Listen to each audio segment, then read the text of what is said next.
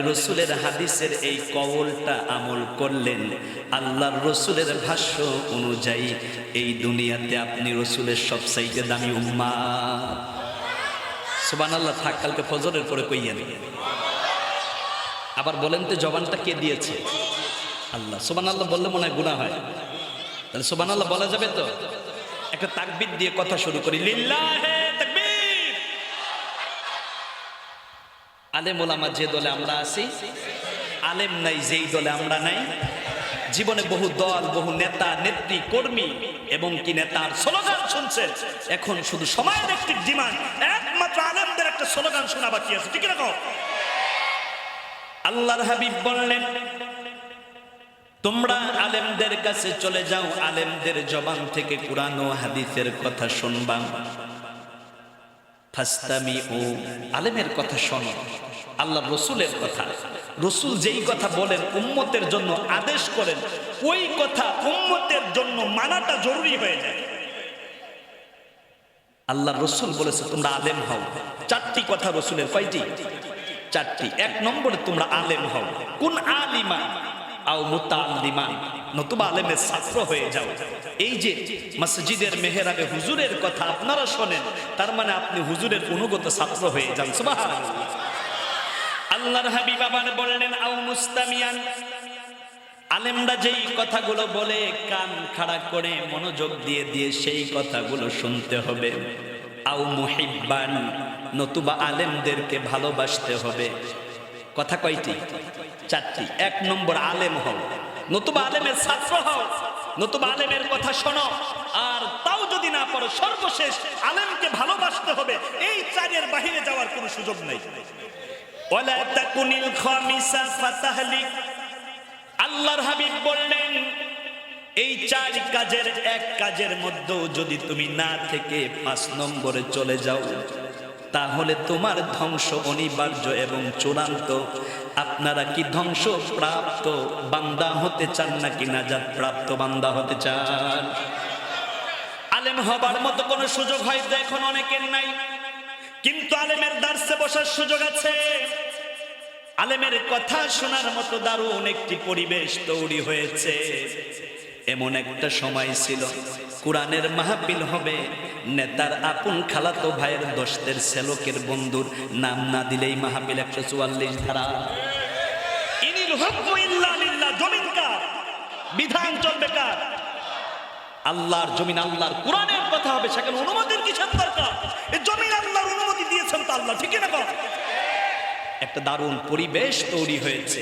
তার মানে আলেমদের কথা শোনার মতো একটি চমৎকার জায়গা আমরা পেয়েছি। করুন আলহামদুলিল্লাহ।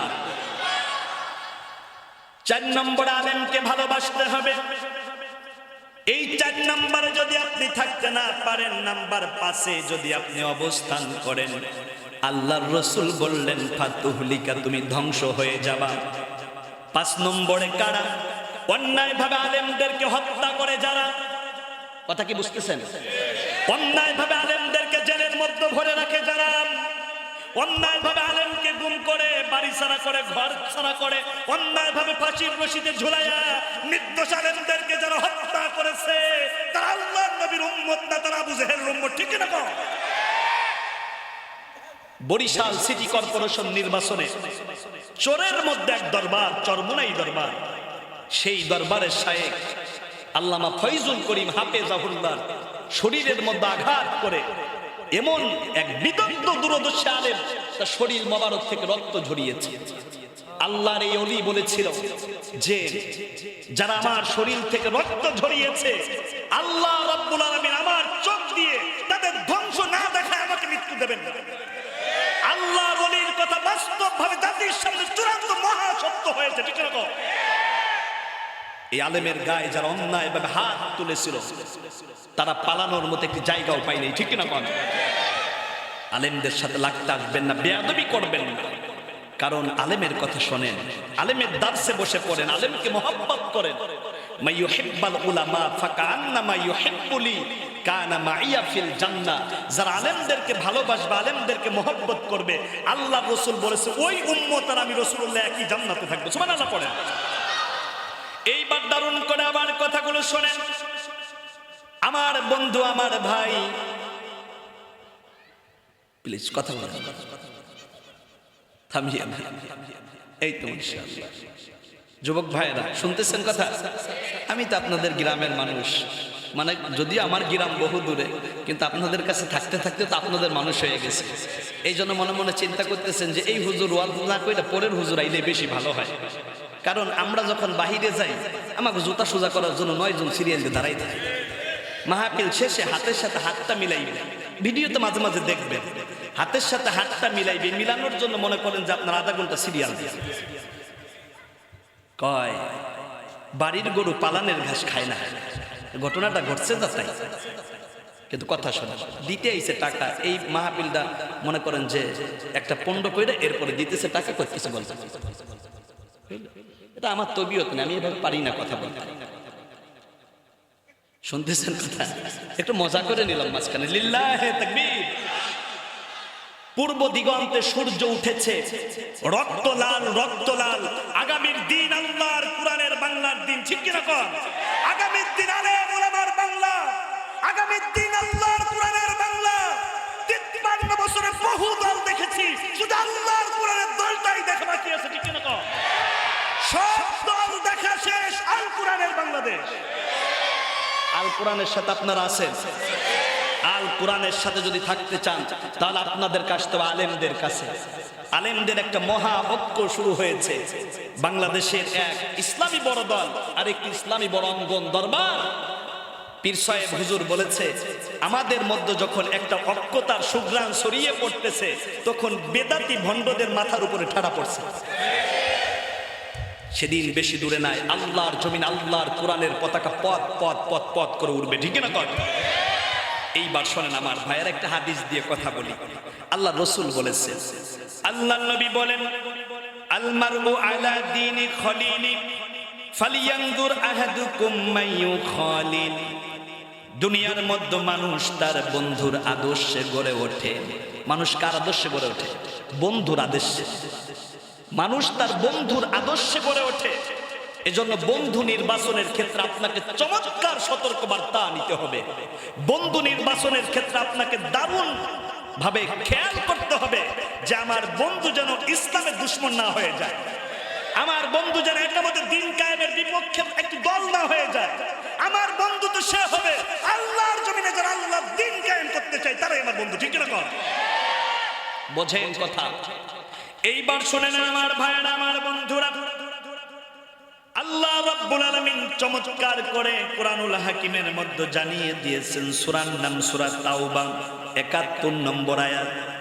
আল্লাহ রাব্বুল আলামিন বললেন, ওয়াল মুমিনুনা ওয়াল মুমিনাতু বা'দুহুম আউলিয়াউ বা'দ। কথা কার? আল্লাহ রাব্বুল আলামিন বললেন, মুমিন বান্দা বান্দি, মোমেনা নারী এবং মোমেনা আর এক বোন, এরা দুইজন বান্ধবী হবে। আর মোমেন পুরুষ তারা বন্ধু হয়ে যাবে। তাহলে আমরা বন্ধুত্ব যাদের সাথে করব তারা ১ নম্বরে কি হতে হবে? মোমেন হতে হবে। কি হতে হবে? সবাই বলেন না, কি হতে হবে? নারীরা তুমি যার সাথে বান্ধবী বসবা, যার সাথে বান্ধবী পাতবা, ওই নারীটাও মোমেনা হতে হবে। কারণ এক মোমেন আরেক মোমেনের বন্ধু হয়, কিন্তু মুসলমানদের বন্ধু কোনোদিন কাকা বাবু দাদা বাবুরা হতে পারে না, পারে না, পারে না। দাদা কি স্লোগান, দাদাই খাইছে। দাদাই তো আপনারা কাদা খাওয়াইয়া দেবে, আপনি বুঝতেও পারবেন না। সম্পর্কটা কার সাথে করতেছেন? সম্পর্ক গড়ার দরকার আলেমদের সাথে। কাদের সাথে? আল্লাহ রাব্বুল আলামিন আবার বললেন, ইন্নামা ওয়ালিয়ুকুমুল্লাহু ওয়া রাসূলুহু। তোমাদের বন্ধু হচ্ছে আল্লাহ এবং তার রাসূল। মুসলমানদের বন্ধু আল্লাহ এবং তার রাসূল। এইবার বলেন, আপনারা বন্ধু বানাবেন কি কাকা বাবু দাদা বাবুদেরকে, না আল্লাহ এবং তার রাসূলকে? আল্লাহ এবং তার রাসূলের আমি তো দিন এবং ইসলাম যথার্থভাবে এই জাতির সামনে যারা পালন করে তারা হচ্ছে আলেম। তার মানে আলেমদেরকে বন্ধু বানানো, তাদের দলে থাকা, সরাসরি আল্লাহর দলে থাকা, ঠিক না? এইবার শোনেন আরো জটিল কথা। আল্লাহু ওয়ালিয়ুল্লাযীনা আমানু। এই দুনিয়ায় যারা ঈমানদার হয় তাদের বন্ধু হয়ে যায় আল্লাহ। তাহলে ইমানদারদের বন্ধুকে এক নাম্বার বন্ধু আল্লাহ, আর তারপরে বন্ধু রাসূলুল্লাহ। সুবহানাল্লাহ বলবেন না? কিন্তু আপনি দীর্ঘদিন কাকে বন্ধু বানায় রাখছিলেন? ফেলানির লাশটা পর্যন্ত তার কাটায় ঝুলাইয়া রাখে। আপনি কাকা বাবুকে বন্ধু বানাইছেন। এই বাংলাদেশের মধ্যে ঘাপটি মাইরা আছে দালালেরা, আর সীমান্তের উপর আছে কাকা বাবু দাদা বাবুরা। আমার ছোট্ট বাংলাদেশকে গিলে ফেলতে চায়। এই জন্য আপনাকে জানতে হবে ইসলামী হুকুমত কায়েম করে বাংলার জমিনে এক বিন্দু মাটিও ছাড় দেব না। এ বাংলার জমিন ওলিয়া উলিয়াদের জমিন, এ বাংলার জমিন খানজাহানের জমিন, শাহ পরানের জমিন, ইসাক রহমাতুল্লাহ আলাইহির জমিন, ফুরফুরার আল্লাহর ওলিদের জমিন। এই জমিনটাতে আল্লাহর ওলিদের একটি বসবাস ছিল, আল্লাহর ওলিদের একটি চলাফেরা ছিল। সেই জমিনে মুসলমানদের রাজত্বই চলবে, ঠিক কিনা কন? বহু দেখলেন, এবার দেখবেন কি? আল কোরআন। এবার দেখবেন কি? কারণ আল কোরআন ক্ষমতায় আসুক, সংসদে আল্লাহর কোরআন যাক, এইটা ওরা চায় না যারা দুর্নীতিবাজ। কারণ কোরআন দিয়ে যদি দেশ চলে দুর্নীতি বন্ধ হবে, কোরআন দিয়ে যদি দেশ চলে মাদক বন্ধ হবে, কোরআন দিয়ে যদি দেশ চলে নারী নিয়ে হোটেলে থাকা যাবে না সেইটা বন্ধ হবে, কোরআন দিয়ে যদি দেশ চলে চুরি বন্ধ হবে, কোরআন দিয়ে যদি দেশ চলে দুর্নীতি করলে তার ফাঁসি হবে। এই জন্য ওরা কোরআন দিয়ে দেশ চালাতে চায় না।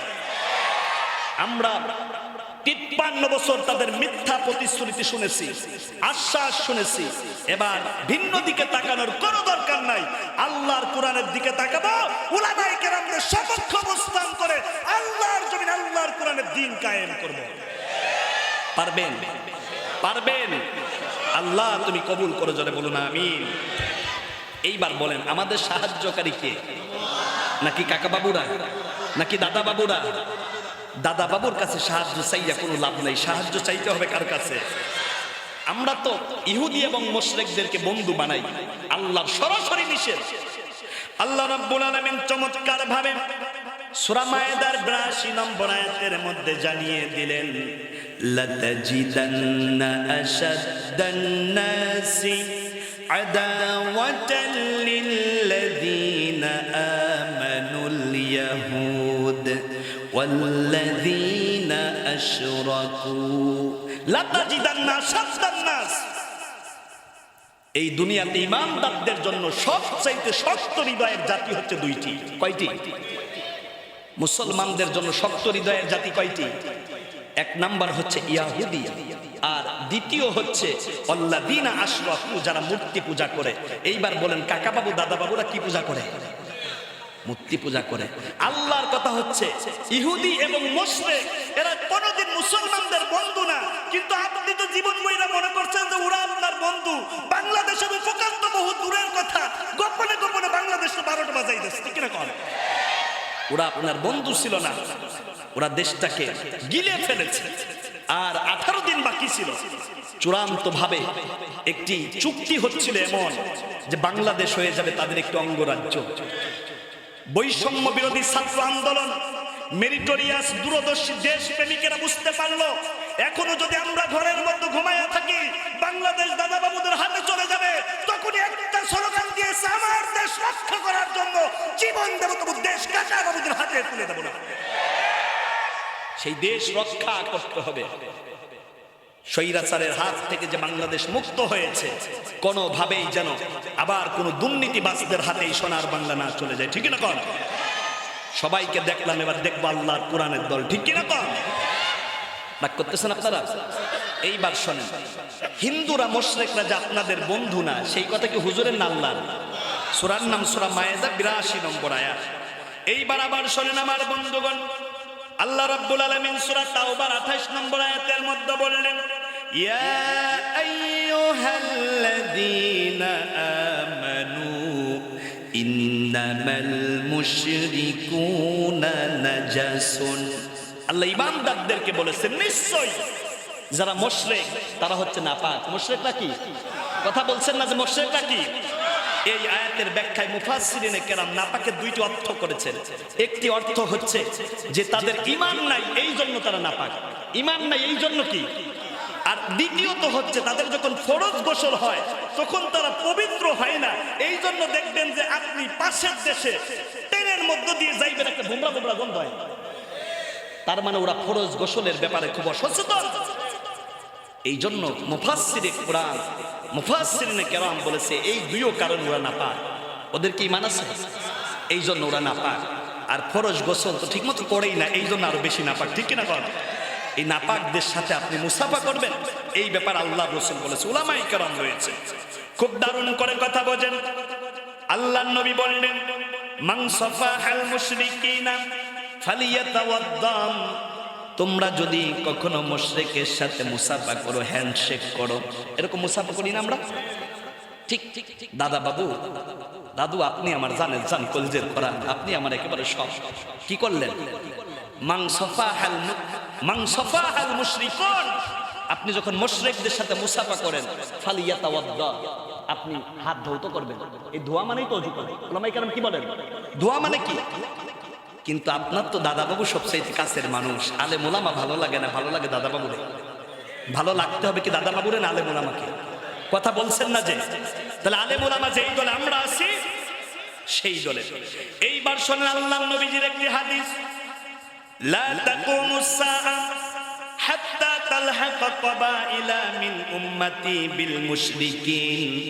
আল্লাহর রাসূল বলেছেন, ততক্ষণ কিয়ামত হবে না যতক্ষণ আমার নামধারী এক শ্রেণীর উম্মতেরা মুশরিকদের সাথে হাত না মেলাবে। নামে মুসলমান আব্দুর রহিম, কিন্তু হাতটা মিলাইছে কার সাথে? মুশরিকের সাথে। আল্লাহর রাসূল বলেছেন, এই দৃশ্যপট যখন জাতির সামনে উপস্থাপন হয়ে যাবে, এই দৃশ্যপট যখন জাতির সামনে ওপেন হয়ে যাবে, মুসলমানের সম্পর্ক ইহুদিদের সাথে, মুসলমানদের সম্পর্ক মুশরিকদের সাথে, মুসলমানদের সম্পর্ক দাদা বাবুদের সাথে, কাকা বাবুদের সাথে, আল্লাহর রাসূল বলেছে এই রকম দৃশ্য যখন হয়ে যাবে, বুঝতে আর বাকি থাকবে না কিয়ামত খুব সন্নিকটে। সম্পর্ক রাখবেন মুশরিকদের সাথে, আলেমদের সাথে। আর একটু আস্তে বলেন, কাদের সাথে? আলেমদের সাথে। এইবার শোনেন আরো জটিল কথা। আল্লাহর হাবিব সাল্লাল্লাহু আলাইহি ওয়াসাল্লাম হাদিসে মুবারাকের মধ্যে দারুণ করে বললেন, হাদিসের রাবী হলো সাওবান রাদিয়াল্লাহু তাআলা আনহু। আন সাওবান মাওলা রাসূলিল্লাহি সাল্লাল্লাহু আলাইহি ওয়াসাল্লাম, আল্লাহর নবীর সাহাবী সাওবান রাদিয়াল্লাহু তাআলা আনহু আল্লাহর নবীর ঘরের মধ্যেই থাকতেন, নবীর কাছেই বড় হয়েছেন। এই সাহাবী ডেকে ডেকে বলেন, দুনিয়ার মানুষেরা তোমরা শোনো, আমার মায়ার নবী, রহমতের নবী, দয়ার নবী, রাহমাতাল লিল আলামিন তার জবান মোবারক দিয়ে বলেছেন, ইসাবাতান মিন উম্মতি, আমার উম্মতের মধ্যে দুইটি দল হবে। কয়টি? কথা শুনতেছেন? দুইটি। আহরাজাহুম আল্লাহু মিনান নার, আল্লাহ রাব্বুল আলামিন তাদেরকে জাহান্নামের আগুন থেকে মুক্ত করে দিয়েছেন। সুবহানাল্লাহ বলবেন না? আহরাজা, হায় হাররামা। আল্লাহর হাবিব বলেছে, আমার উম্মতের মধ্যে দুই শ্রেণীর উম্মতের জন্য আল্লাহ রাব্বুল আলামিন জাহান্নামের আগুনকে হারাম করে দিয়েছেন। ইসাবাতুন তাগজুল হিন্দা, হিন্দুস্তানে একটি যুদ্ধ হবে। খরাবাল হিন্দা মিনাস চীন, চীন কর্তৃক যখন ভারত আক্রমণ করা হবে, ভারতের প্রদেশগুলো ভেঙে টুকরা টুকরা এবং খণ্ড খণ্ড হয়ে যাবে মুসলমানদের সাথে। এই জন্য দেখেন চীনের মানুষ দিনে দিনে এখন ইসলামের দিকে ঝুঁকে কালেমা পড়ে পড়ে মুসলমান হয়ে যাচ্ছে। হারাবাল হিন্দা মিনাস চীন, চীন সর্বপ্রথম ভারতকে আক্রমণ করবে। এই জন্য চীন, ভারত সবচেয়ে ভয় পায় কাদেরকে? চীনকে। ওরা আমেরিকাকে যতটুকু ভয় না পায় তার চাইতে বেশি ভয় পায় চীনকে, কারণ এই হাদিস ওরা অ্যানালাইজ করেছে। ইসাবাতানে, খুব দারুণ করে শুনুন, ইসাবাতানে মিন উম্মতি, আল্লাহর নবী বললেন আমার দুইটি দল হবে উম্মতের মধ্যে। এক নম্বর দল হলো ইসাবাতুন তাগজুল হিন্দান, হিন্দুস্তানে একটা যুদ্ধ হবে, যেই যুদ্ধে আমার উম্মত অংশগ্রহণ করবে, তার জন্য জাহান্নাম হারাম। আমার ৫৬,০০০ বর্গ মাইলের ছোট্ট সোনার বাংলাদেশ নিয়ে যদি তোমরা কোন ধরনের ষড়যন্ত্র করো, বাংলার ২০ কোটি মুসলমান রাজি আছে, দাঁত ভাঙা জবাব দেবে, তোদের সাথে যুদ্ধ করবে, তুমি ঈমান বিক্রি করবে না। এই যুদ্ধের নাম হলো গজওয়াতুল হিন্দ। আগামীকালকে যদি গজওয়াতুল হিন্দের ডাক চলে আসে, মুসলমান সোচ্চার হয়ে ওই যুদ্ধে আমাদের অংশগ্রহণ করতে হবে। ইসাবাতুন তাকুনা মা ঈসা ইবনে মারইয়াম আলাইহিস সালাম, আল্লাহর নবী বলল শেষ বেলায় পয়গম্বর ঈসা নবীন যখন আমার উম্মত হবে, ওই ঈসা পয়গম্বরের সাথে আমার যেই উম্মতেরা অংশগ্রহণ করবে তারাও জান্নাতি। ফাকামা আবু হুরায়রা রাদিয়াল্লাহু তাআলা আনহু, আবু হুরায়রা রাদিয়াল্লাহু তাআলা আনহু দাঁড়িয়ে গেলেন, আল্লাহর হাবিবকে ডেকে বললেন, রাসূল গো, আল্লাহ যদি আমাকে হায়াত দেয় আমি আবু হুরায়রা এই যুদ্ধে অংশগ্রহণ করব। আল্লাহর হাবিব এই হাদিসটা বর্ণনা করার পরে কিছুক্ষণ তিনি চুপ থাকলেন। সাহাবীরা জিজ্ঞাসা করলেন, লিমা সানাতা হাযা ইয়া রাসূলুল্লাহ, ও আল্লাহর নবী আপনি কেন চুপ থাকলেন?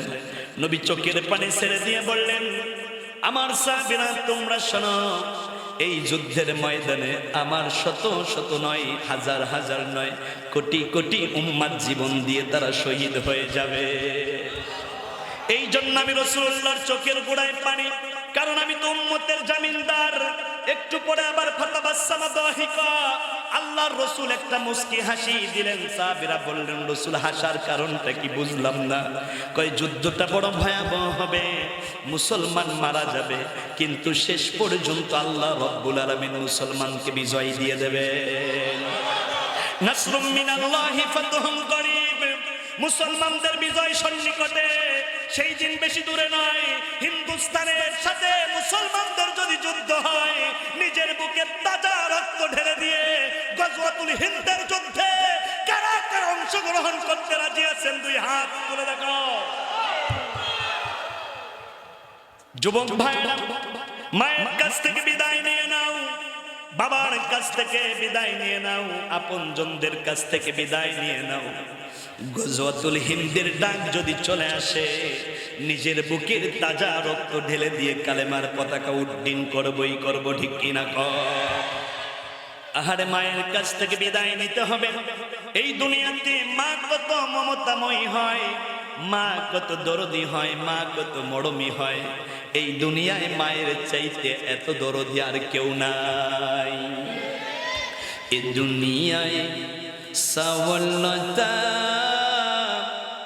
মাবায়নি গাছ, মায়েরা দর দইরার পানি, সাউদরিয়ার মাছ।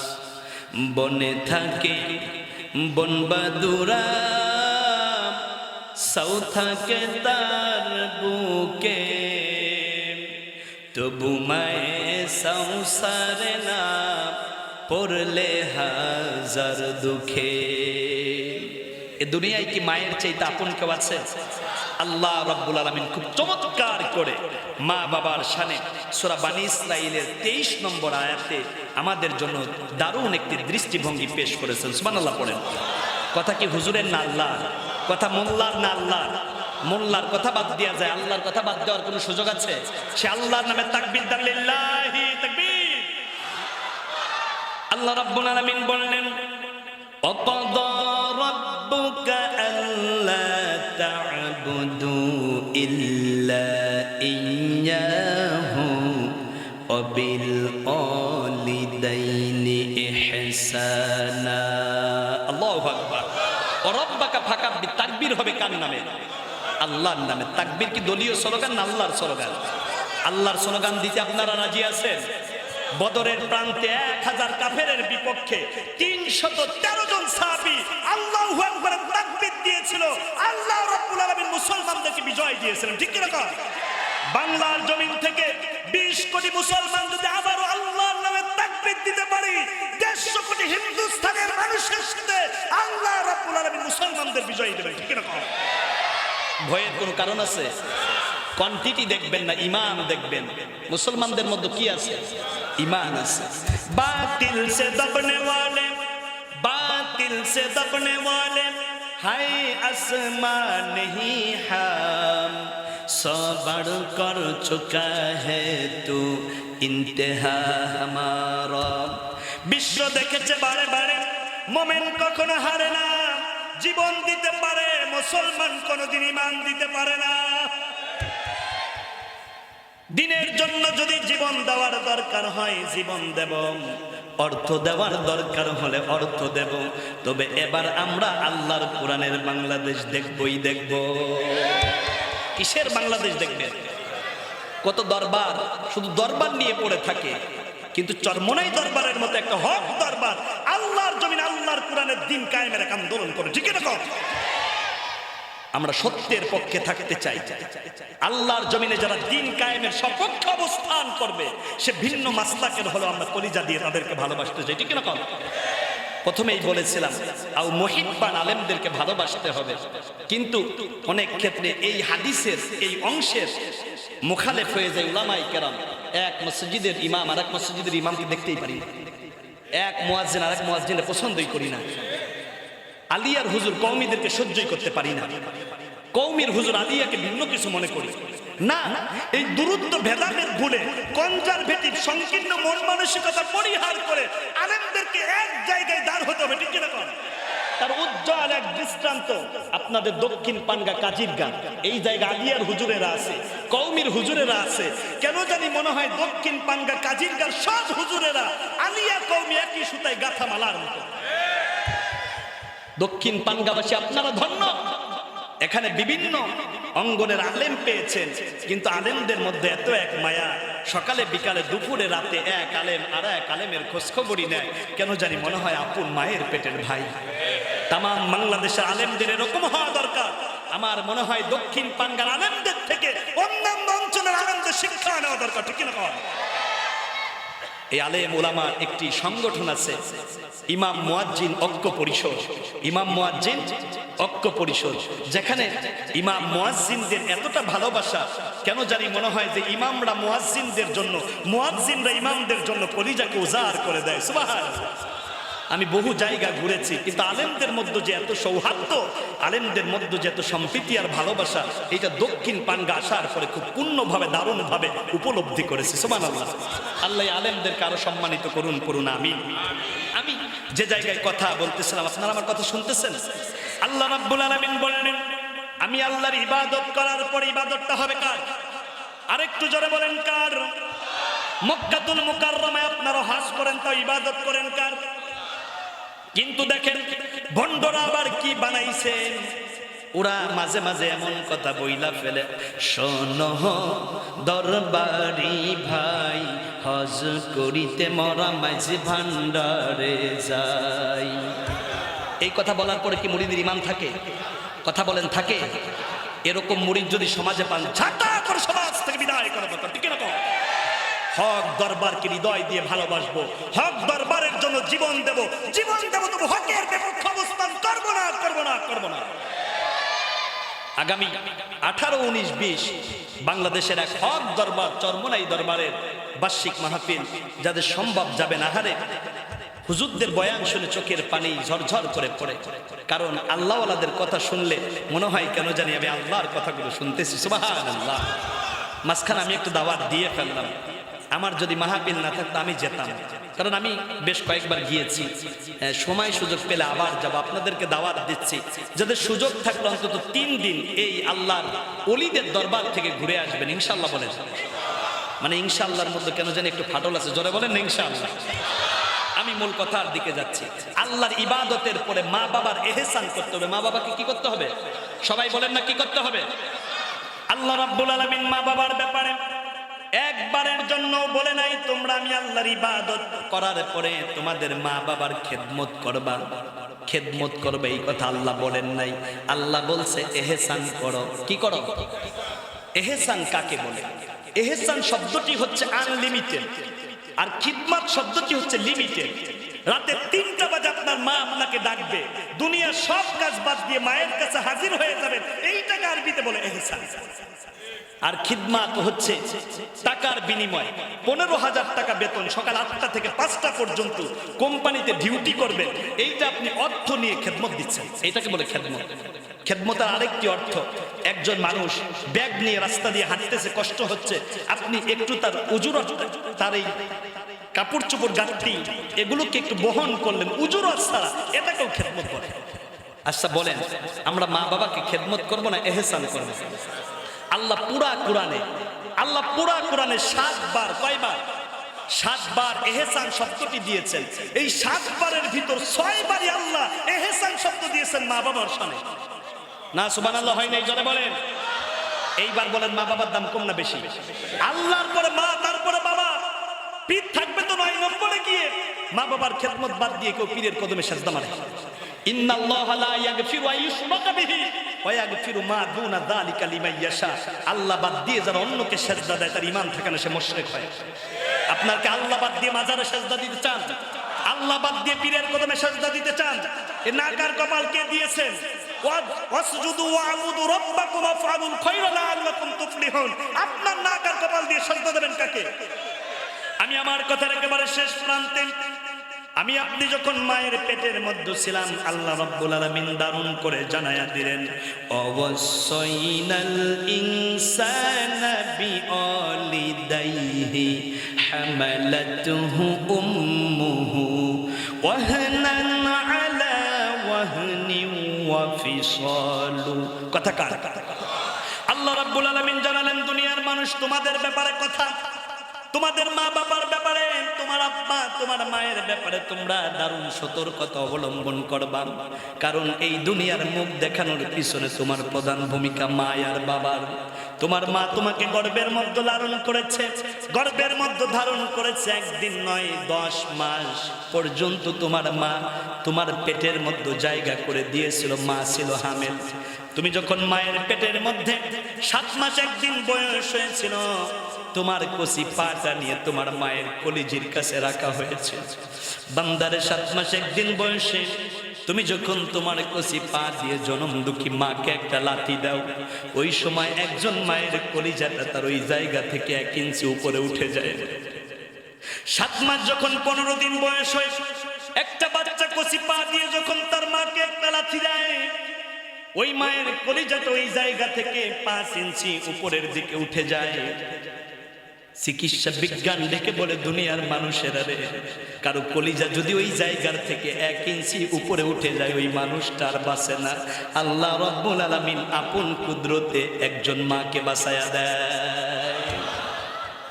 সেই মায়ের পেটের মধ্যে আপনি 7 মাস 1 দিন থেকে দুনিয়ায় আসার আগ পর্যন্ত 1 বার নয় 2 বার নয় 5,500 থেকে 6,000 বার লাথি দিয়েছেন। চিকিৎসা বিজ্ঞান বলেছে, যেই সন্তান মায়ের পেটের মধ্যে যত বেশি লাথি দেয়, ওই জননী মা ওই সন্তানকে তত বেশি ভালোবাসা দেয়। এই 5,000 থেকে 6,000 লাঠির ভিতর গত বছর এই কথা বলতে গিয়ে সময়ের স্বল্পতায় কথা বলতে পারিনি, এই জন্য কথাটি এবছর আমি তুলে ধরতেছি। এই 6,000 লাঠির ভিতরে আমরা জনম দুঃখী মাকে ঐতিহাসিক লাথি দেই 3টি। জোরে বলেন কয়টি? ঐতিহাসিক 3টি লাঠির কথা বলে আমি কথা শেষ করব। যখন আমরা জনম দুঃখী মাকে ঐতিহাসিক 3 লাঠির প্রথম লাঠিটা দেই, ওই সময় মায়ের প্রসব যন্ত্রণাটা শুরু হয়ে যায়। একজন মায়ের যখন প্রসব ব্যথা ওঠে, তখন মায়ের ব্যথাটা বেড়ে যায় 58 থেকে 65 ইউনিট। কত ইউনিট? একটা মানুষের শরীরের উপর দিয়ে যদি মালবাহী একটা টিরাক উঠে যায়, সে ব্যথা অনুভব করে 38 ইউনিট। এই 38 ইউনিট ব্যথা যদি কেউ পায়, ওই মানুষটা দুনিয়ায় আর বাঁচে না। আর আপনাকে দুনিয়ায় আনার সময় জনম দুঃখী মা 58 থেকে 65 ইউনিট ব্যথা অনুভব করেছে। এর মধ্যে আবার আপনার লাঠি, আপনি যখন মাকে প্রথম লাথি দিয়েছিলেন, ওই সময় আমার আপনার মায়ের ডিম্বের 7টি পর্দা ফেটে গিয়েছিল। ওই সময় মা ডেকে ডেকে বলেছিল, পানি পানি পানি।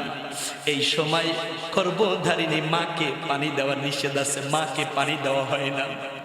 চিকিৎসা বিজ্ঞান বলে, ওই সময় যদি দুনিয়ার সব পানি একজন মাকে দিয়ে দেওয়া হয়, ওই মা পানি পান করে ফেলবে, কিন্তু মায়ের তৃষ্ণা নিবারণ হবে না। মা তৃষ্ণার্ত, মায়ের প্রচন্ড পিপাসা, মা পানি পানি বলে চিৎকার করে। এর মধ্যে আমার মতো আপনার মতো ছোট্ট বান্দা তার কচি পা দিয়ে আবার জনম দুঃখী মায়ের জরায়ুতে একটা লাথি দেই। মায়ের জরায়ুতে যখন একটা লাথি দেই, মায়ের জরায়ুর 13টা পর্দা ফেটে যায়। ওই 13টা পর্দা যখন ফেটে যায়, তখন মায়ের ব্লিডিং শুরু হয়ে যায়। এই জন্য দেখবেন মা বোন যখন সুতিকা গৃহে যায় তখন অনেকগুলো কাপড় নিয়ে যায়, ওই কাপড়গুলো রক্তে রঞ্জিত হয়ে যায়। 1 থেকে প্রায় 1.5 কেজি ব্লিডিং একজন মায়ের হয়। আপনি কল্পনাও করতে পারবেন না। তৃতীয় লাঠিটা আমি আপনি যখন আপনার মাকে দিয়েছিলাম, আপনার মায়ের কলিজার পর্দাটা যখন ফেটে যায়, ওই সময় জনম দুঃখী মা বেহুশ হয়ে যায়, সেন্সলেস হয়ে যায়। আর ওই সময় পানির তলিটা ফেটে যেই জায়গা দিয়ে আমি আপনি দুনিয়াতে আসবো, পিচ্ছিল হবার পরে আল্লাহ রাব্বুল আলামিন প্রথম আপনার মাথাটাকে বের করে দেয়। দুনিয়াতে আসার পর আমি আপনি প্রথমে একটি শব্দ বলেছিলাম, শব্দটি হচ্ছে উম্মি। শব্দটি কি? উলামায়ে কেরাম রয়েছেন, উম্মি শব্দের অর্থ হচ্ছে মা। একবার বলা যাবে কি মা? এই দুনিয়াতে আমি আসার পরে প্রথমে আল্লাহ বলি নাই, রাসূলুল্লাহ বলি নাই, প্রথম যেই শব্দটি বলেছিলাম শব্দটি হচ্ছে উম্মি। মেডিকেল সায়েন্স বলল সন্তান যখন তৃতীয়বার মাকে লাথি দেয়, মায়ের কলিজার পর্দাটা যখন ফেটে যায়, কিন্তু 1-2 মিনিট পরে আর ওই কলিজা ফাটাটা বোঝা যায় না। কারণটা কি? সন্তান যখন উম্মি বলে ডাক দেয়, সন্তানের মুখের কাছে একটা ইথার ধরলো, আর জনম দুঃখী মায়ের কলিজার উপরে একটা মাইক্রোস্কোপ যন্ত্র ধরলো। মেডিকেল সায়েন্স ডেকে বলে, দুনিয়ার মানুষেরা শোনো, সন্তান যখন তার কচি মুখ দিয়ে, নিষ্পাপ মুখ দিয়ে একবার উম্মি আওয়াজটা দেয়, সন্তানের মা ডাকটি মায়ের কলিজার মধ্যে এমন ভাবে ছড়ায়া পড়ে, ওই মায়ের ফেটে যাওয়া কলিজা সন্তানের মা ডাকের কারণে আল্লাহ রিফাইন করে দেয়। এই কারিগরের নাম কি? আস্তে বলবেন না, জোরে বলেন, এই কারিগরের নাম কি? এই জনম দুঃখী মা আমাদের দুধ পান করিয়েছেন 2.5 বছর। ওয়াল ওয়ালিদাতু ইউরদি'না আওলাদাহুন্না হাওলাইনি কামিলাইন। আল্লাহু আকবার। আল্লাহ রাব্বুল আলামিন মায়ের স্তনের মধ্যে দুধ দিয়েছিলেন, দুধটাকে না করেছেন গরম, না করেছেন ঠান্ডা।